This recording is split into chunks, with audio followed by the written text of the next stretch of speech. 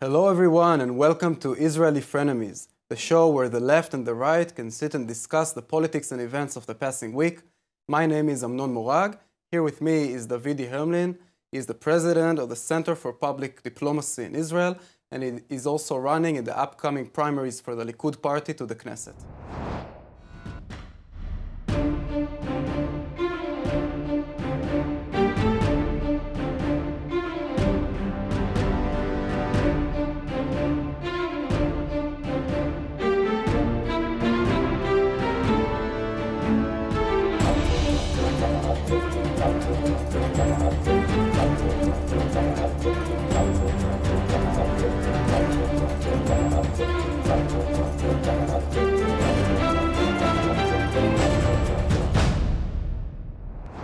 2 weeks after the coalition was downsized to a slim majority of 61 to 59, the Knesset was in session this week, and we had an opportunity to see how hard it's going to be for the coalition to function in these circumstances, especially now that we have looming elections and looming primary elections for many of the Knesset members.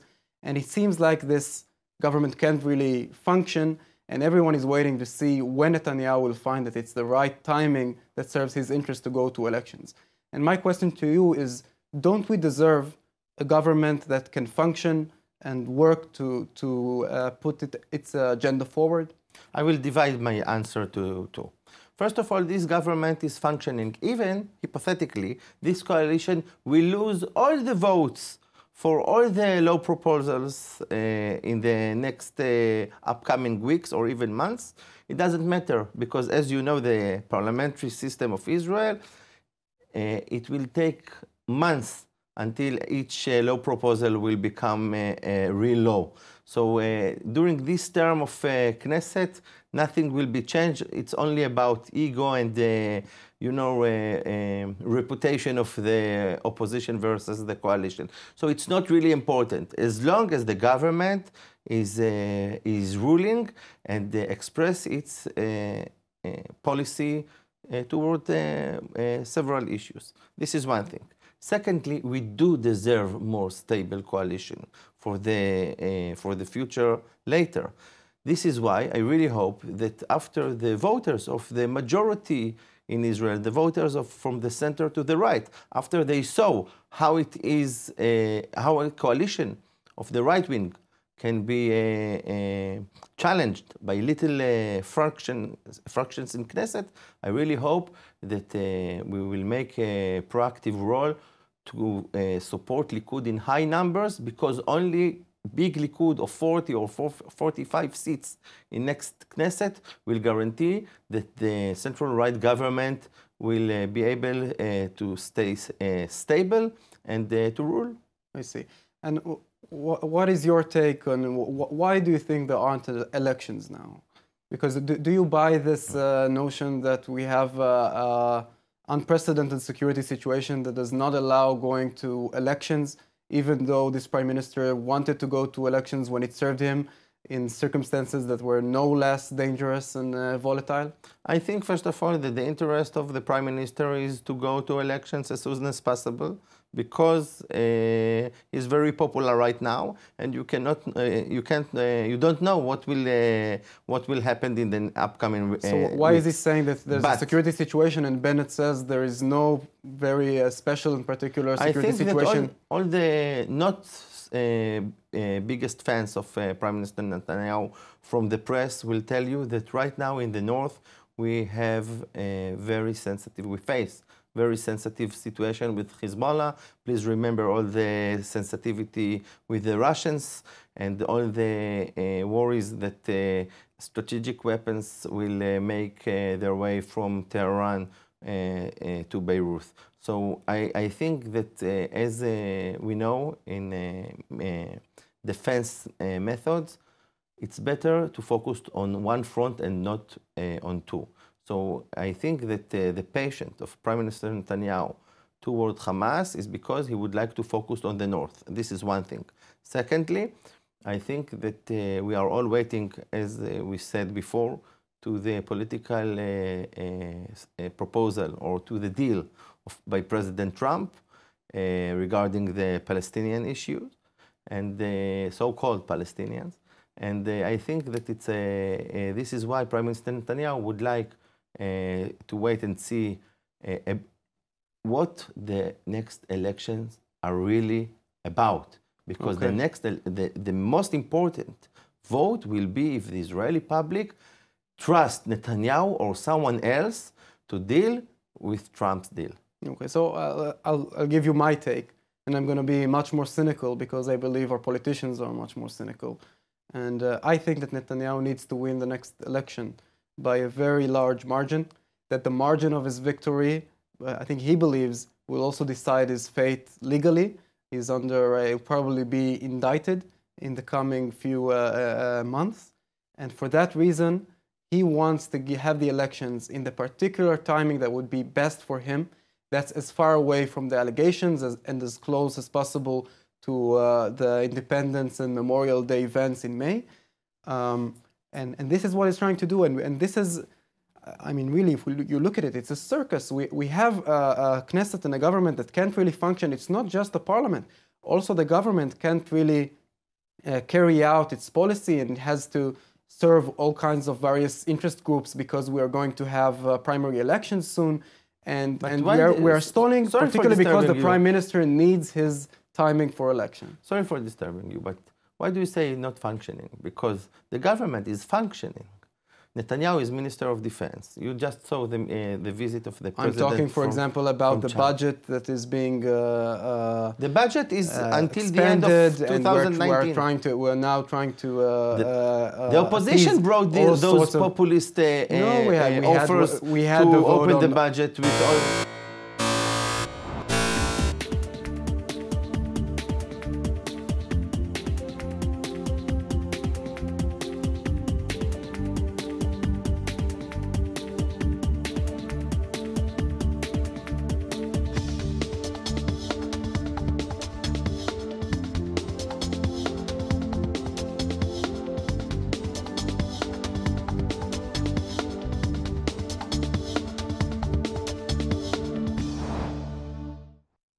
So our top story here today on Israeli Frenemies is Airbnb. Airbnb, the real estate or rental platform, they came out with a statement this week deciding that they would no longer list over 200 properties in Judea and Samaria. They claim to be open and available for everyone apparently, except besides Jews who call Judea and Samaria their home. I think this is preposterous. I think this is discrimination. And I think they should reverse their decision. I hope the other companies that also rent in Judea and Samaria do not follow their lead. And I know people are talking about legal action against Airbnb and all sorts of action.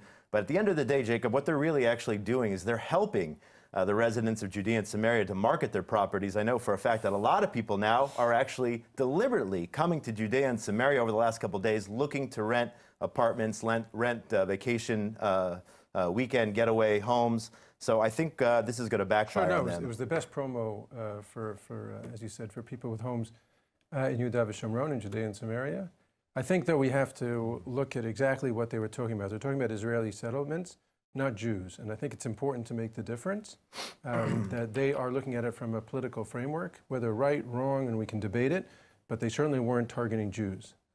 Let's debate it, because I believe they were targeting Jews because, as you know, they didn't single out. If they have an issue with the conflict of Israeli policy in Judea and Samaria, they could decide, well, we're not going to allow people to rent anywhere in Judea and Samaria, whether you're an Arab, whether you're a Jew, whether you're a Christian. They decided we will not list Jewish-only properties. No, that is deliberately against Jews. So they specifically said Israeli settlements, not Jewish-owned properties. Otherwise, I would agree with you. And if you look, they have respected the State of Israel's boundaries, meaning the State of Israel has declared way back when, in 1967, that all of Jerusalem in the municipal boundaries are part of the State of Israel.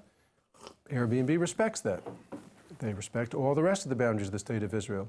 We have decided to keep these areas in limbo. Now, I think that is to our detriment, but we've decided for 50 years to keep these areas in limbo.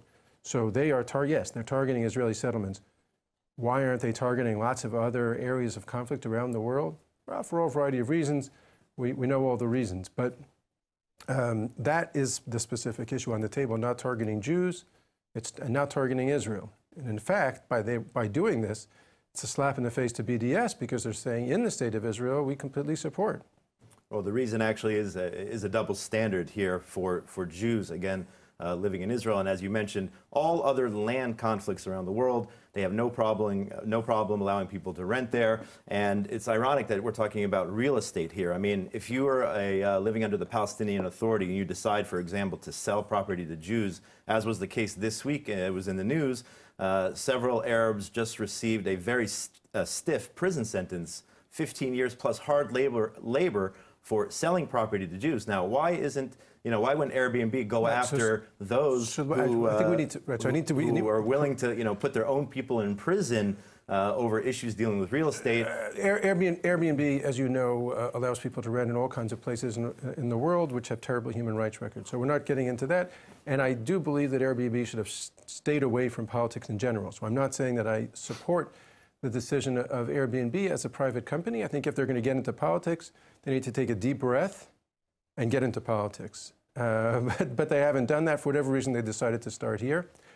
Having said all that, though, if you look at all the other areas, which everybody in Facebook over the past 2 days have loved to cite, all these other areas, they're all other areas that have been annexed by the conquering power. Again, we have decided to leave these properties, to leave Judea and Samaria in limbo for 50 years. I say shame on us that we've done this for 50 years. I'll actually agree with you. I'll agree with you there because I think it's about time for Israel to formally annex Judea and Samaria after all this time. I think that was a huge mistake since the '67 war. But if you look at those countries on that list, Saudi Arabia, on and on and on throughout the Middle East, Jews cannot rent anywhere in those countries. No chance that you can enter many of those countries. And that's, I think, there's a major problem with Airbnb, the hypocrisy and the singling out of this issue. And I think we might agree somewhat on that. People love to single out Israel. I actually like that. And everyone talks about a double standard. And I say, thank God for the double standard. Oy vavoy if they compare us to Saudi Arabia, to Syria, and so on. I don't want to be compared to those countries. I want to be held to a higher standard, and I held myself to a higher standard.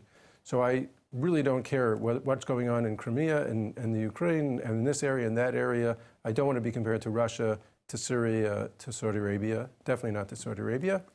Again, why did they single out Israel? We know the reasons. There are lobbying forces, we're under a microscope, and people do hold Israel to a higher standard.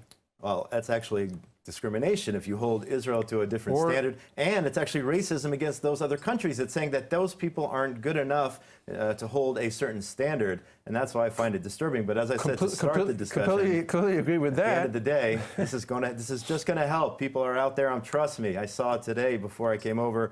More and more people asking to rent in Judea and Samaria. So this is a strategic mistake, and I think that this is going to be a legal battle as we go forward. I know some of the parties involved who are going after Airbnb from a legal perspective because of this discrimination. Right. So I think it was a horrible move by that company. On the other hand, our current government, right, which is by no means a government that can be said to be a left-wing government. כאן על מנת להודיע על התפטרותי מתפקיד שר הביטחון של מדינת ישראל. השאלה נשאלת למה דווקא עכשיו.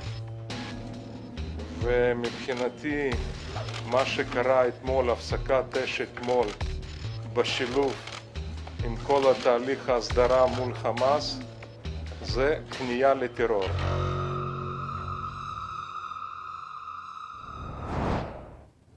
Minister of Defense Avigdor Lieberman have resigned over the ceasefire. As we heard, the Israeli government in dispute what to do with the Gaza Strip, and Lieberman maybe broke the first brick in the wall, and probably we're going to election, if can I say. Yes, I believe we're going to election in days maybe. And what do you think about his resign? Actually, I think that he did the good thing. I mean, he did something that was must to do. Actually, before maybe 4 months or 5 months, when we decide, as Israel decide, to stop the attacks against Hamas, we actually did the worst case for Israel. I mean, we stopped to defend ourselves, and we gave them the situation. I mean, they lead the conflict. They become to be the leader of this conflict. and it's so wrong. And actually, it's his fault. It's his fault. It's his fault because he is the Minister of Defense. But before one day, I mean, last day, he decided to stop it, and I think that it is a good thing. But unfortunately, in a way, Lieberman go home, but went home. But the Prime Minister Netanyahu still with us, and the conception is of the Prime Minister.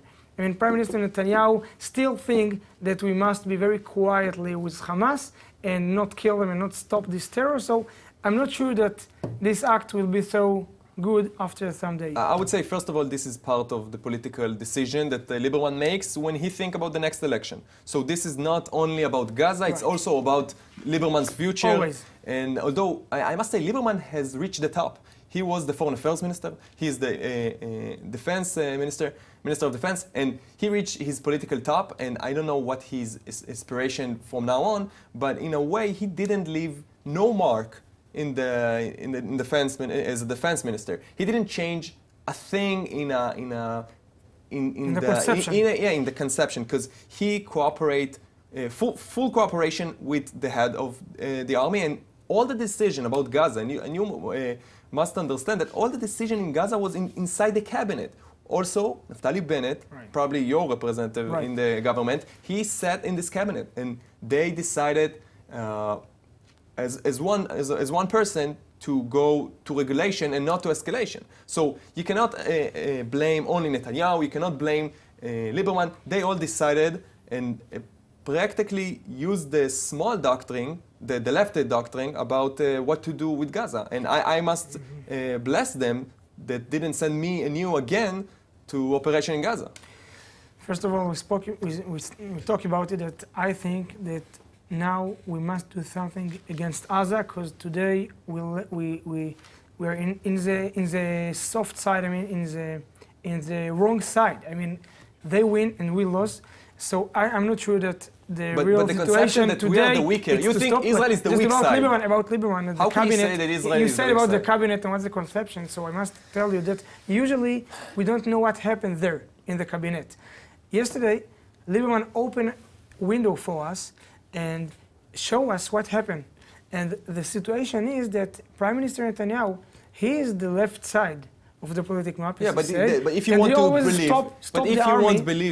If you want to believe Lieberman, you can believe Lieberman. If you I ask believe him. Netanyahu, Yes. you can believe Netanyahu. This is a political dispute. This is in a political arena. This is not part of policy. This is not part of what Israel is doing in front of Hamas and in front of Gaza.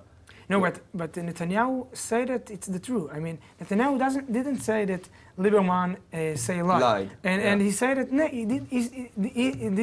is it the truth?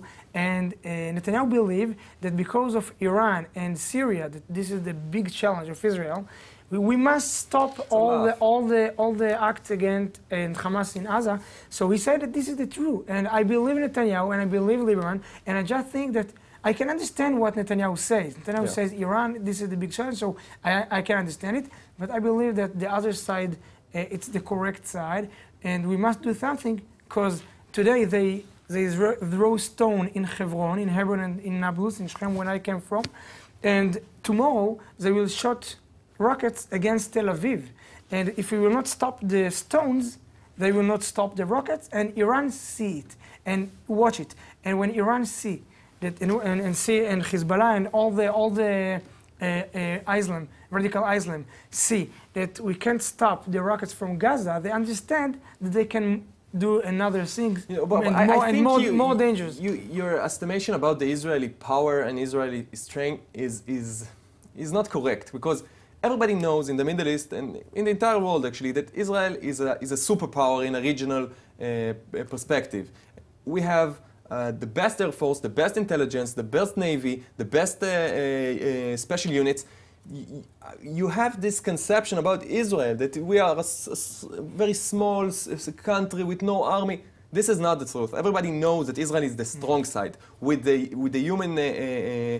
human resource, with the money, with the support of the United States. Nobody thinks that Hamas leading and the conflict, and everybody knows that Israel putting a siege on Gaza. But let's see the reality. Maybe, wait a minute, just let me finish that. Maybe, just maybe, the forces, the huge power that Israel have a limit. Maybe you cannot achieve everything by your army. Maybe you need to go to negotiate with the people. Maybe we need to talk about economy, about infrastructure, about the humanitarian crisis in Gaza.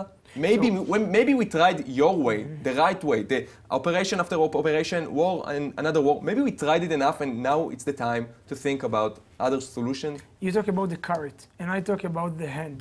I mean, the strong hand. And it can't work just with one side. I mean, it always must be with the sugar, and with the present, and with the money. And on the other hand, the tanks and the planes and the soldiers. I mean, in Shomron, when I live in Samaria, we have industrial zones that 7,000 actors from Nablus, from Shechem, from all of them Palestinians. They work there, they make a living, provide themselves. Right. They have money, they have salaries, they can get. And it's a good thing? Of course, it's good. It's very good, and we believe it. And we always developing another industrial zones for the Palestinians.